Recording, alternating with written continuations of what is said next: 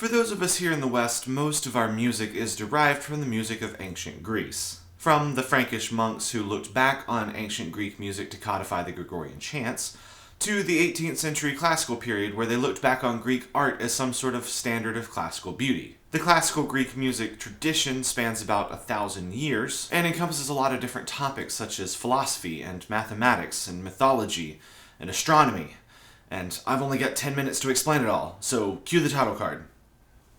Alright, that's enough. Much like a high school student who doesn't want to do the reading but knows they need to talk about something in class, we're gonna skim right through the first, 5,000 years of Greek history. Somewhere along the way, people started farming in Greece and then they got super into pottery or something. Those farmers then moved on and settled in maybe Germany or France or somewhere else. And then another civilization called the Mycenaeans showed up. They did all sorts of cool stuff during the Bronze Age, but then, because it was time for the Bronze Age collapse, they collapsed. Apparently they got taken over by the Sea Peoples, which to me just sounds like the historians got super lazy with their storytelling there. So after the Dark Ages, the Greeks re-emerged and they started to look a lot like the ancient Greece that we know today. This is when advancements in art and politics and philosophy and science and mathematics were all taking place. We're going to focus mainly on the 6th to the 4th centuries BC, which is known as the Greek classical period. Greek society was largely structured by city-states, independent cities that are also sovereign states.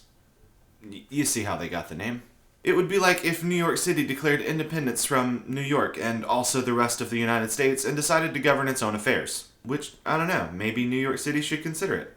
It could be fun.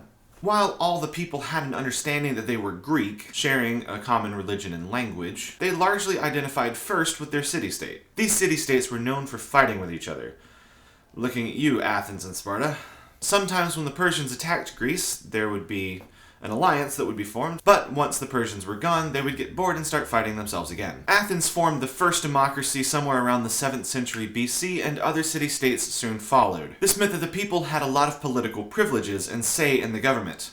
Sorry, let me rephrase that. Men had a lot of political privileges. Nope. Native-born men had a lot of privileges. Sorry. Free, native-born, land-owning men had a lot of political privileges. Sorry, women, children, foreigners, and slaves.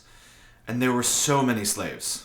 As much as 50% of Athens in the 5th century BC were slaves. Not only did wealthy individuals and families own slaves, but the city-states themselves owned slaves as well. That being said, the city-state structure, along with the open policy on government religion and the general security, helped foster the development of mathematicians and philosophers and musicians. Athens kind of branded itself as a highly cultured and sophisticated city, which attracted philosophers and other intellectuals. This meant that new ideas on all of these different topics were being talked about, discussed, and debated. And now our debates are just mindless yelling at each other on social media. You see how society just continues to advance and progress and just generally make everyone's lives better. Education was a high priority in many city-states. Students were trained not just to be good at a job, but to be well-rounded and educated citizens. But again, these educational opportunities were limited. Most education was private, with the exception of Sparta, who did have some public schools. This meant that students would work with a private teacher, meaning that their family would need to have money to pay the private teacher. You see how this narrows down the pool of candidates for education.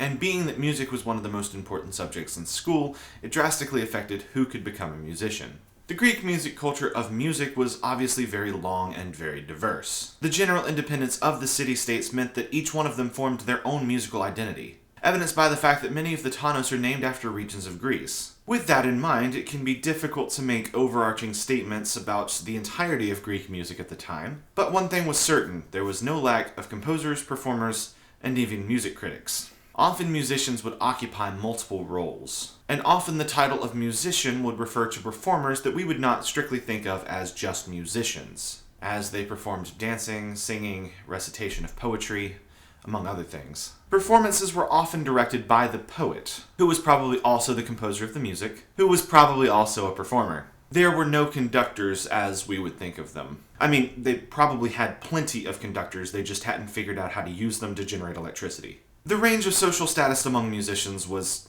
vast, to say the least. Many philosophers felt it was essential to train every child in music. And that same general principle is why just about everyone you know can play Three Blind Mice on the recorder.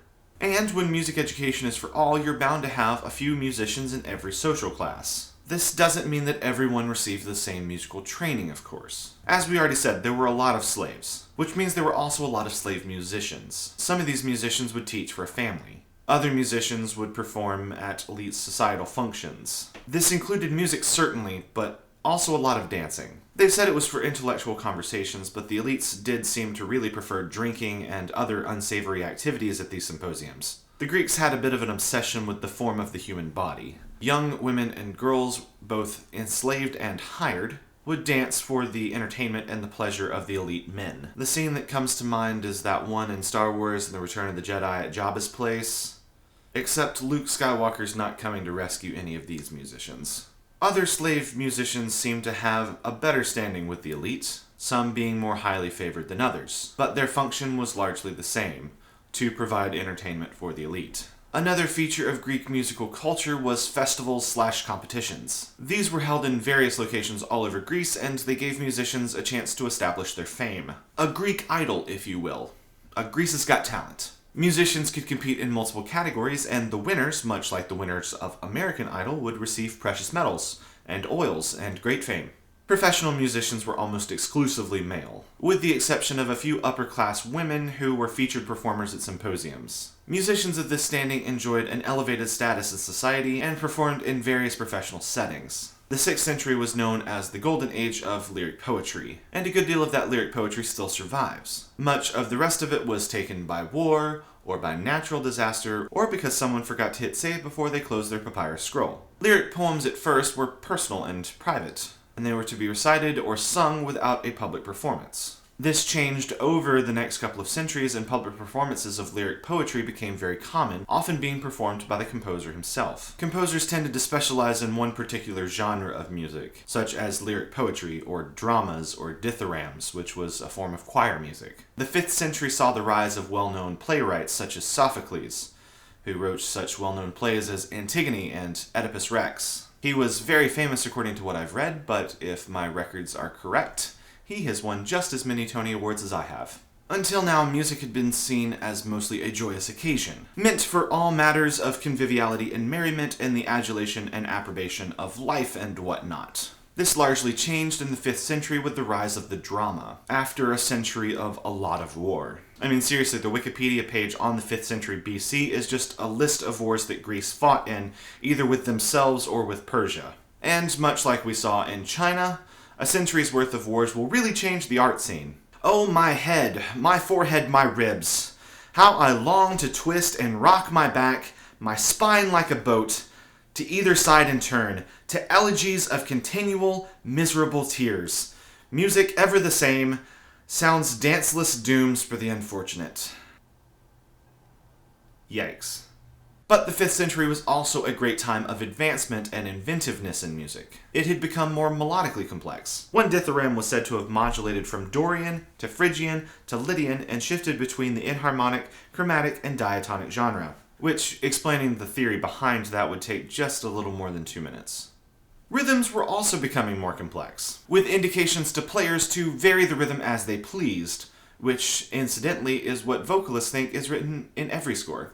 In terms of musical instruments, there were basically 3 categories: the woodwinds, the strings, and the percussion. The most popular of the stringed instruments was the lyre, which was usually made from tortoise shell. It was a fairly quiet instrument used for private settings or for education, but the education was to form a proper citizen and not to master the instrument. In any case, the purpose of any stringed instrument was to accompany the human voice. Then you have the woodwind instruments, of which the aulos and the panpipe are a part. The aulos was a reeded instrument, and the reed went entirely in the player's mouth. The players were called aulets and had to wear cheek straps to support their cheeks while playing.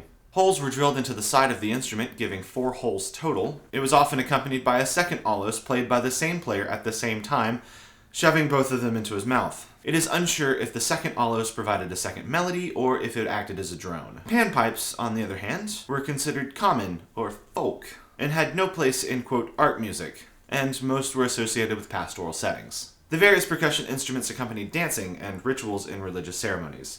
They could be made of wood, metal, shells, or pottery. Some authors considered percussion, or at least the music that it went with, to be unseemly, unelevated, or undignified. These guys had really strong opinions on a lot of things. It's a relief we don't have that problem anymore. Thanks for watching this episode of Music and History. Make sure to like, subscribe, and turn on notifications so you don't miss an episode. And if you like this video, please share it with your friends. Also be sure to follow @2MinuteMusic on Twitter, Instagram, and Facebook. And if you're a musicologist who'd like to collaborate, please send me a direct message. I'd love to work with you. Thanks for watching, and I'll see you next time.